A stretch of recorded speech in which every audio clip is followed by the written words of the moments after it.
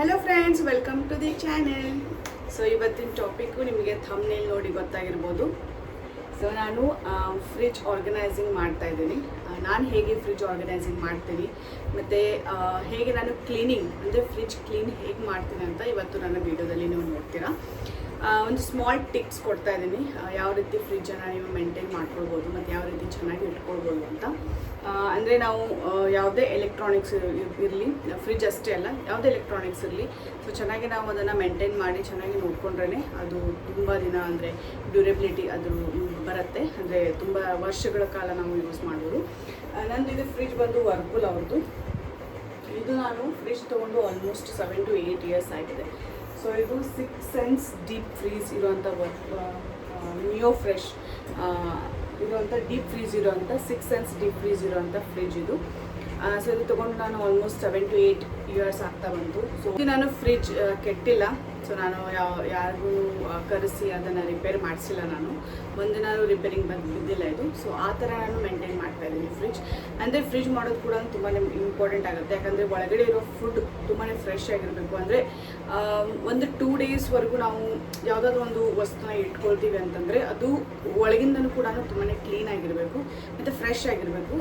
ಅಂದರೆ fresh air ಬರೋದಕ್ಕೆ so ಕ್ಲೀನಾಗಿ ಇಟ್ಕೊಳ್ಬೇಕು ಫ್ರಿಜ್. ಸೊ ಹಾಗಾಗಿ ನಾನು ಫ್ರಿಜ್ಜನ್ನು ಆಲ್ಮೋಸ್ಟ್ 6 months ಅಥವಾ ನನಗೆ ಯಾವಾಗ ಅನಿಸುತ್ತೆ ಈಗ ಜಾಸ್ತಿ ಡರ್ಟಿ ಆಗಿದೆ ಅಂತ, ಸೊ ಅವಾಗೆಲ್ಲ ನಾನು ಫ್ರಿಜ್ಜನ್ನ ಕ್ಲೀನ್ ಮಾಡ್ತಾ ಇರ್ತೀನಿ. ಸೊ ಹಾಗಾಗಿ ಇವತ್ತು ನಾನು ಫ್ರಿಜ್ ಕ್ಲೀನ್ ಮಾಡ್ತಾ ಇದ್ದೀನಿ. ಈಗ ಆಲ್ಮೋಸ್ಟ್ ನಾನು ಹೊರಗಡೆಯಿಂದ ಕ್ಲೀನ್ ಮಾಡಿದ್ದೀನಿ. ಸೊ ಒಳಗಡೆ ನಾನು ಯಾವ ರೀತಿ ಆರ್ಗನೈಸ್ ಮಾಡ್ತೀನಿ ಮತ್ತು ಹೇಗೆ ಕ್ಲೀನ್ ಮಾಡಬೇಕು ಅಂತ ನಾನು ನಿಮಗೆ ತಿಳಿಸ್ಕೊಡ್ತಾ ಇದ್ದೀನಿ ಇವತ್ತು. ಸೊ ನೋಡಿ, ಕಂಪ್ನಿ ವರ್ಪೂಲ್ ಅವ್ರದ್ದು ಇದೆ. ಫ್ರಿಜ್ಜಲ್ಲಿ ವರ್ಪೂಲ್ ಅವ್ರದ್ದು ಅಂದರೆ ಇದು ಕಂಪ್ನಿ ಏನಿದೆ ತುಂಬಾ ಚೆನ್ನಾಗಿದೆ ಬ್ರ್ಯಾಂಡ್. ಸೊ ಇದು ನೋಡಿ, ಇಲ್ಲಿ ಒಂದು ಲೇಬಲ್ ಹಾಕಿದ್ದಾರೆ. ಇದು ಈ ಇಯರಲ್ಲಿ ನಾನು 2018 ಆ್ಯಕ್ಚುಲಿ ಪರ್ಚೇಸ್ ಮಾಡಿದ್ದು. ಮತ್ತು electricity consumption, power saving guide 3 star ಇದೆ ಇದಕ್ಕೆ. ಸೊ ಈ ರೀತಿ ಇದೆ ಇದು ಬ್ರ್ಯಾಂಡ್ ವರ್ಪೂಲ್. ಮತ್ತು ಎಷ್ಟು ಲೀಟರ್ ಕೇಳ್ಬೋದಾದರೆ ನೀವು 292 liters ಇದೆ ಇದು ಫ್ರಿಜ್. ಸೊ ಚೆನ್ನಾಗಿದೆ ಮಾಡೆಲ್. ನನಗಂತೂ ತುಂಬಾ ಇಷ್ಟಪಟ್ಟು ತೊಗೊಂಡಂಥ ಫ್ರಿಜ್. ಡಬಲ್ ಡೋರ್ ಅಂದರೆ ಮೇಲ್ಗಡೆ ಫ್ರೀಝರ್ ಮತ್ತು ಕೆಳಗಡೆ ನಾನು ವೆಜ್ಜಸನ್ನು ಇಡ್ತೀನಿ. ಮತ್ತು ಇದು ಮೆಟಲಲ್ಲಿದೆಯಲ್ಲ ಪೂರ್ತಿಯಾಗಿ. ಸೊ ಪೂರ್ತಿಯಾಗಿ ಮೆಟಲಲ್ಲಿದೆ. ಸೊ ಇದು ನನಗೆ ಈ ಥರ ಮೆಟಲ್ ಬೇಕಾಗಿತ್ತು. ಯಾಕಂದರೆ ನನಗೆ ಇದು ಫ್ರಿಜ್ ಮ್ಯಾಗ್ನೆಟ್ಸ್ ಇಲ್ಲಿ ಹಚ್ಚೋದಕ್ಕೆ ಇಷ್ಟ ಆಗುತ್ತೆ. ಸೊ ಹಾಗಾಗಿ ನಾನು ಅವ್ರಿಗೆ ಹೇಳಿ ನಾನು ಈ ಥರ ಮೆಟಲಲ್ಲೇ ನಾನು ತೊಗೊಂಡೆ. ಪ್ಲೇನ್ ಮೆಟಲಲ್ಲಿ ಗ್ರೇಯಲ್ಲಿ ಚೆನ್ನಾಗಿ ಕಾಣಿಸುತ್ತೆ, ಕ್ಲೀನ್ ಮಾಡೋದಕ್ಕೂ ತುಂಬಾ ಈಸಿಯಾಗಿ ಅನಿಸುತ್ತೆ. ಸೊ ಹಾಗಾಗಿ ನಾನು ಇದು ತೊಗೊಂಡೆ.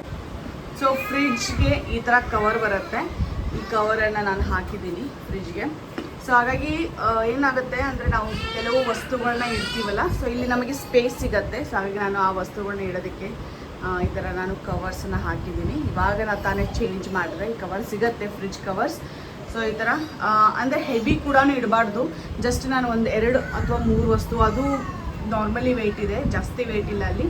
ಸೊ ಹಾಗಾಗಿ ನಾನು ಆ ವಸ್ತುಗಳನ್ನ ಇಟ್ಟಿದ್ದೀನಿ. ಯಾವುದೇ ಎಲೆಕ್ಟ್ರಾನಿಕ್ಸ್ ಇರಲಿ ಅದ್ರ ಮೇಲ್ಗಡೆ, ಫ್ರಿಜ್ ಅಂತ ಅಷ್ಟೇ ಅಲ್ಲ, ಯಾವುದೇ ಎಲೆಕ್ಟ್ರಾನಿಕ್ಸ್ ಅದ್ರ ಮೇಲ್ಗಡೆ ಯಾವುದೇ ಹೆವಿ ಮಟೀರಿಯಲ್ಸ್ ಇಡಬಾರ್ದು ಅಂತ ಹೇಳ್ತಾರೆ.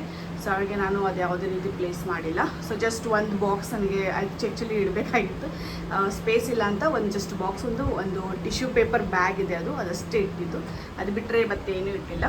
ಸೊ ಬನ್ನಿ ಹಾಗಾದರೆ ನಾನು ಹೇಗೆ ಕ್ಲೀನ್ ಮಾಡ್ತೀನಿ, ಯಾವುದನ್ನ ಕ್ಲೀನ್. ಸ್ಪಾರ್ಕಲ್ ಅಥವಾ ಕೊಲಿನ್ ಅಂತ ಏನು ಸಿಗುತ್ತೆ, ಸೊ ಇದನ್ನು ನಾನು ಯೂಸ್ ಮಾಡಿ ಫ್ರಿಜ್ಜನ್ನು ಕ್ಲೀನ್ ಮಾಡ್ತೀನಿ.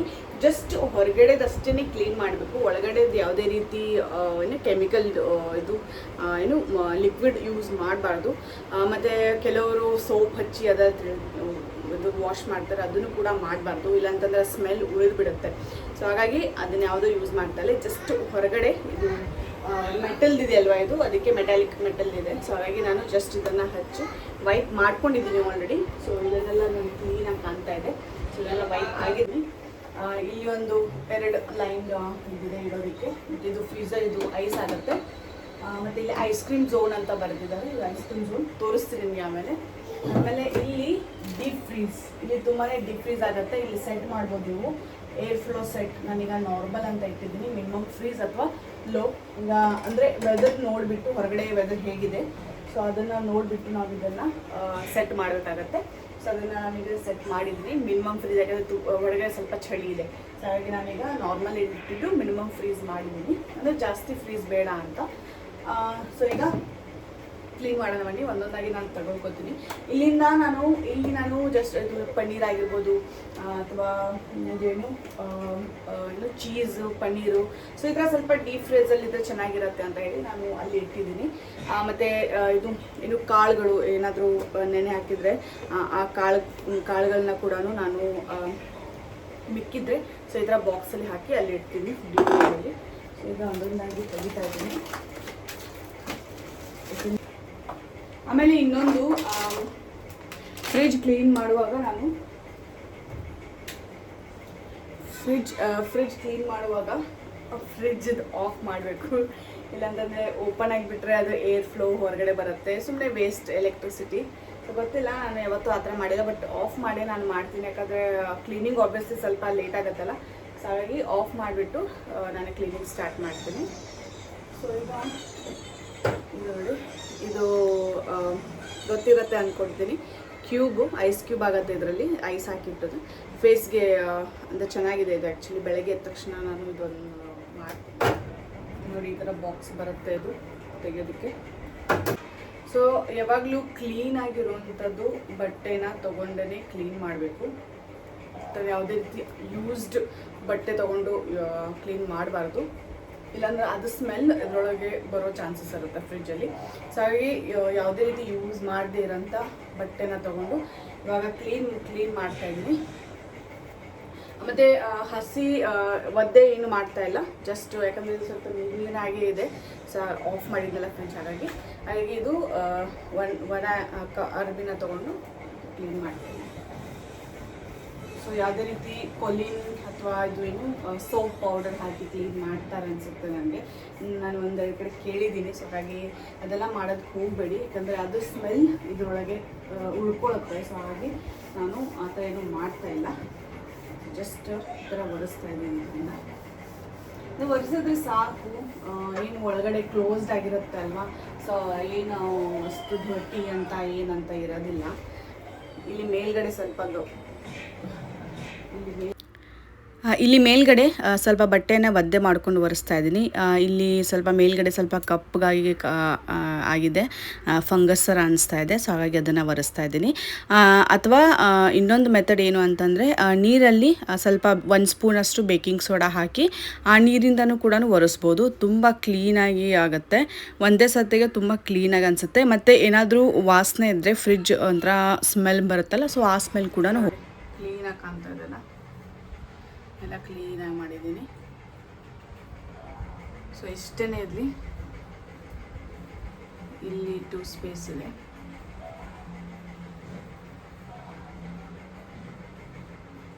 ನೋಡಿ, ಈ ರೀತಿ ಇದನ್ನು ತೆಗೆದು ಇದನ್ನು ಕ್ಲೀನ್ ಮಾಡೋದಕ್ಕೂ ಬರುತ್ತೆ. ಸೊ ಈ ರೀತಿ ಇದೆ ಗ್ಲಾಸ್ದು, hard glass, toughened glass ಅಂತ ಇದೆಯಲ್ಲ. ಸೊ ಇದನ್ನು ಏನು ಮಾಡ್ತೀನಿ, ತುಂಬ ಗಟ್ಟಿ ಇದ್ದರೆ ನಾನು ವಾಶ್ ಮಾಡ್ಕೊಳ್ತೀನಿ. ಇಲ್ಲಂತಂದರೆ ಈ ಥರ ಒಣಗಿರೋ ಬಟ್ಟೆಯಿಂದ ಜಸ್ಟ್ ವೈಟ್ ಮಾಡ್ತೀನಿ. ಫ್ರಿಡ್ಜ್ ಒಂದೊಂದು ಸಲ ಸ್ಮೆಲ್ ಬರುತ್ತೆ. ಸೊ ಹಾಗಾಗಿ ಆ ಥರ ಸ್ಮೆಲ್ ಬರಬಾರ್ದು, ಅವಾಯ್ಡ್ ಮಾಡಬೇಕು ಅಂತಂದರೆ ಈ ಲಿಂಬೆ ಹಣ್ಣು ಏನಿರುತ್ತೆ ಅದರ ರಸ ತೆಗೆದು ಲಿಂಬೆ ಸಿಪ್ಪೆಯನ್ನು ಮಾತ್ರ ಇಡಬೇಕು ಫ್ರಿಡ್ಜಲ್ಲಿ, ಎಲ್ಲಾದರೂ ಒಂದು ಮೂಲೆಯಲ್ಲಿ ಇಡಿ.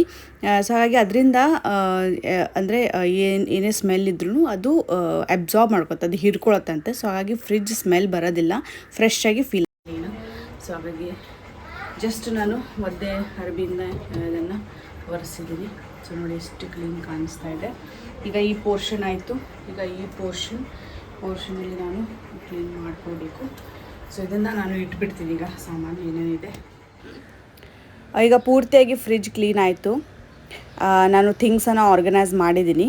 ಈಗ ತೋರಿಸ್ತೀನಿ ನಾನು ಯಾವ ರೀತಿ ಫ್ರಿಡ್ಜಲ್ಲಿ ಥಿಂಗ್ಸನ್ನು ಆರ್ಗನೈಸ್ ಮಾಡಿದ್ದೀನಿ ಅಂತ. ಸೊ ಇದು ಐಸ್ ಕ್ಯೂಬ್ಸ್ ಕ್ರಿಯೇಟ್ ಮಾಡುತ್ತೆ. ಇಲ್ಲಿ ನಾನು ಐಸನ್ನು ಹಾಕಿ ಅದಕ್ಕೆ ಐಸ್ ಕ್ಯೂಬ್ಸನ್ನು ಮಾಡ್ತೀನಿ. ಸೊ ಈಗ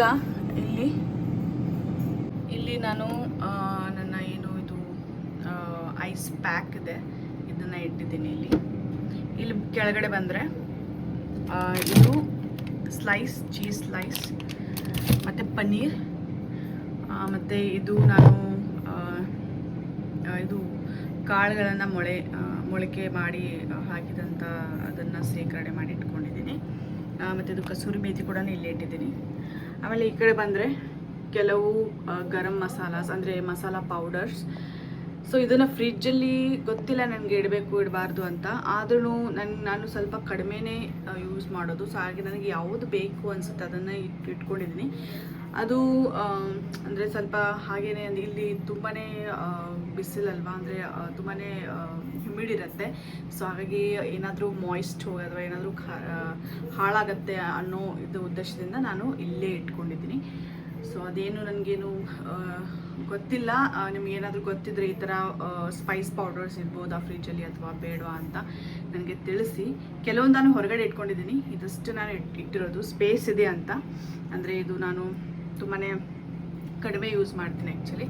ಇದು ಐಸ್ ಕ್ರೀಮ್ ಝೋನ್. ಸೊ ಇಲ್ಲಿ ಐಸ್ ಕ್ರೀಮನ್ನು ಸ್ಟೋರ್ ಮಾಡಿರ್ಬೋದು. ಸೊ ಇದಾಯಿತು ಮೇಲ್ಗಡೆದು. ನಾನು ಅಷ್ಟು ಸ್ಟೋರ್ ಮಾಡೋದಿಲ್ಲ ಫ್ರಿಜ್ಜಲ್ಲಿ ನಾನು. ಸೊ ಈಗ ಕೆಳಗಡೆ ಡೋರ್ನ ಓಪನ್ ಮಾಡ್ತಾಯಿದ್ದೀನಿ. ಸೊ ಇದು ಕೆಳಗಡೆ ನಾನು ಇಟ್ಕೊಂಡಿರೋಂಥ ಥಿಂಗ್ಸ್. ಇಲ್ಲಿ ಮೇಲ್ಗಡೆ ಇದು ಗಂಜಿ ಪೌಡ್ರ್ ಆಮೇದು, ಮತ್ತು ಇದು ನಾನು ಈಗ ರೀಸೆಂಟಾಗಿ ಮಾಡಿಟ್ಕೊಂಡಿರೋದು ಏನು ಅಂದರೆ ಪೇಸ್ಟ್, ಇದ್ರದ್ದು ಖಜೂರ್ ಪೇಸ್ಟ್. ಸೊ ಈ ಥರ ನಾನು ಸ್ಟೋರ್ ಮಾಡಿ ಇಟ್ಕೊಂಡಿದ್ದೆ, ಯಾಕಂದ್ರೆ ಸ್ವಲ್ಪ ಏನು ವಾಟ್ರ್ ಹಾಕಿ ಸ್ಟೋರ್ ಮಾಡಿ ಇಟ್ಕೊಂಡಿದ್ದೀನಿ. ಇದು ಕರ್ಡ್. ಸೊ ಇಲ್ಲಿ ಕೆಳಗಡೆ ಬಂದರೆ ನಾನು ಸೆಕ್ಷನಲ್ಲಿ ಹಾಲು ಇಟ್ಟಿರ್ತೀನಿ, ಮತ್ತು ಫುಲ್ ಕ್ರೀಮ್ ಇಟ್ಟಿರ್ತೀನಿ. ಸೊ ಇದು ಹಾಲು ಮತ್ತು ಇದು ಜಸ್ಟ್ ಆಮೇದು ಇಂಗ್ರೀಡಿಯೆಂಟ್ಸ್ ಥಿಂಗ್ಸ್ ಏನಾದರೂ ಇಡಬೇಕಂದ್ರೆ ಇದನ್ನು ಯೂಸ್ ಮಾಡ್ತಾಯಿದ್ದೀನಿ. ಇಲ್ಲಿ ಹಾಲು, ಯೂಶ್ವಲಿ ಇಲ್ಲಿ ಹಾಲು ಇಡ್ತೀನಿ ನಾನು, ಹಾಲು ಕರ್ಡು. ಮತ್ತು ಇದು ಅಂತೂ ಈಗ ಖಾಲಿ ಇದೆ. ಇಲ್ಲಿ ಏನಾದರೂ ವೆಜಿಟೇಬಲ್ಸ್ ಅಥವಾ ಮಿಕ್ಕಿದ್ರೆ ಬೈ ಚಾನ್ಸ್ ಅಲ್ಲಿ ನಾನು ಇಡ್ತೀನಿ, ಅಂದರೆ ಖಾಲಿ ಇದೆ. ಇಲ್ಲಿ ನಾನು ಸ್ವಲ್ಪ ಗ್ರಾಸರಿನ ಇಟ್ಕೊಂಡಿದ್ದೀನಿ. ಕಾಳುಗಳು, ಆ್ಯಕ್ಚುಲಿ ಕಾಳಿಗೆ ಹುಳ ಬೀಳುತ್ತೆ. ಸೊ ಹಾಗಾಗಿ ಈ ಥರ ನಾನು ಸ್ಟೋರ್ ಮಾಡಿ ಇಟ್ಕೊಂಡಿರ್ತೀನಿ. ಇದು ಆ್ಯಕ್ಚುಲಿ ಸ್ವಲ್ಪನೇ ಇರೋದು. ನಾನು ತುಂಬ ಸ್ವಲ್ಪ ತೊಗೊಂಬರ್ತೀನಿ, ಹಾಫ್ kg ಅಷ್ಟೇ, ಹಾಫ್ kg 1 kg. ಸೊ ಆದ್ರೂ ಮಿಕ್ಕಿರುತ್ತೆ. ಸೊ 1 ಮಂತ್ ನಾನು ಇದು ಮಾಡ್ತೀನಲ್ಲ ಶಾಪಿಂಗ್. ಸೊ ಹಾಗೆ ಇಷ್ಟು ಮಿಕ್ಕಿರುತ್ತೆ, ಅದನ್ನು ನಾನು ಇಡ್ತಾಯಿದ್ದೀನಿ. ಇಲ್ಲಾಂದರೆ ಹುಳ ಬೀಳುತ್ತೆ ಅಂತ ಅಷ್ಟೇ. ಸೊ ಅದು ಬಂದರೆ ಇಲ್ಲಿ ಒಂದೆರಡು ಕಾಳುಗಳನ್ನು ಇಟ್ಟಿದ್ದೀನಿ. ಆಮೇಲೆ ಇಲ್ಲಿ ವೆಜಿಟೇಬಲ್ಸ್ ಇಟ್ಟಿದ್ದೀನಿ. ಸೊ ಇದು ವೆಜಿಟೇಬಲ್ಸ್ ಬಾಕ್ಸೇ ಇದು ನೋಡಿ. 7 days ಗಾರ್ಡನ್ ಫ್ರೆಶ್ ಆಗಿರುತ್ತೆ, ಮೈಕ್ರೋ ಬ್ಲಾಕ್. ಸೊ ಇಲ್ಲಿ ವೆಜಿಟೇಬಲ್ಸ್ ಫ್ರೆಶ್ ಆಗಿರುತ್ತೆ. ಈ ಸೈಡ್ ಬಂದರೆ ಇದು ಎಗ್ ಟ್ರೇ. ಮತ್ತು ಇಲ್ಲಿ ನನ್ನ ನೇಲ್ ಪೇಂಟ್ಸನ್ನು ಇಟ್ಕೊಂಡಿದ್ದೀನಿ. ಆ್ಯಕ್ಚುಲಿ ಫ್ರಿಜ್ಜಲ್ಲಿ ನೇಲ್ ಪೇಂಟ್ಸ್ ಇಟ್ಟರೆ ಹಾಳಾಗೋದೆ, ಅಂದರೆ ಗಟ್ಟಿ ಆಗೋದಿಲ್ಲ. ಸೊ ಹಾಗಾಗಿ ನನಗೆ ಯಾರೋ ಒಬ್ರು ಹೇಳಿದರು ಈ ಥರ ಇಡಬೇಕು ಅಂತ, ಸೊ ಚೆನ್ನಾಗಿರುತ್ತೆ ಅಂತ. ಸೊ ಹಾಗಾಗಿ ಇದೆಲ್ಲ ನನ್ನ ನೇಲ್ ಪೇಂಟ್ಸ್ ಕಲೆಕ್ಷನ್ಸ್. ಸೊ ಇಷ್ಟನ್ನು ನಾನು ನೇಲ್ ಪೇಂಟ್ ಇಲ್ಲಿ ಇಟ್ಕೊಂಡಿದ್ದೀನಿ. ಅದು ಬಂದರೆ ಇಲ್ಲಿ ಬೇಕಿಂಗಿಗೆ ಏನು ನೆಸೆಸಿಟಿ ಇದೆ ಅದನ್ನು ಇಟ್ಕೊಂಡಿದ್ದೀನಿ. ಬೇಕಿಂಗ್ ಕಾರ್ನ್ಫ್ಲವರ್ ಆಗಿರ್ಬೋದು, ಬೇಕಿಂಗ್ ಸೋಡಾ, ವೆನಿಲಾ ಎಸೆನ್ಸ್, ಆಮೇಲೆ ಇದೆಲ್ಲ ಏನು ಸಾಸ್ಗಳು, green sauce, red chilli sauce, dark soya sauce. ಆಮೇಲೆ ಇಲ್ಲಿ ಬಂದರೆ ಒರೆಗಾನೋ. ಇದು ನನಗೇನು ಅಂದರೆ ಬೇಕಿಂಗ್ ಆಗಿರ್ಬೋದು ಅಥವಾ ಯಾವುದೇ ರೀತಿ ಚೈನೀಸ್ ಐಟಮ್ಸ್ ಮಾಡಬೇಕು ಅಂದರೆ ಸೊ ಇಲ್ಲಿದೆ, ನನಗೆ ಈಸಿಲಿ ಸಿಕ್ಬಿಡತ್ತೆ. ಸೊ ಅದಾದಮೇಲೆ ಇದು ಕೂಡ ಎಂಟಿ ಆಗಿದೆ. ಇಲ್ಲಿ ಚಾಕ್ಲೇಟ್ಸ್ ಇತ್ತು, ಇದು ಚಾಕ್ಲೇಟ್ ಬಾಕ್ಸ್. ಸೊ ಇದು ಚಾಕ್ಲೇಟ್ ಎಂಟಿ ಆಗಿದೆ. ಇಲ್ಲಿ ಸ್ವಲ್ಪ ಡ್ರೈ ಫ್ರೂಟ್ಸನ್ನು ಇಟ್ಕೊಂಡಿದ್ದೀನಿ, ಈಸಿಲಿ ಎಕ್ಸೆಸಿಬಲ್ಗೆ.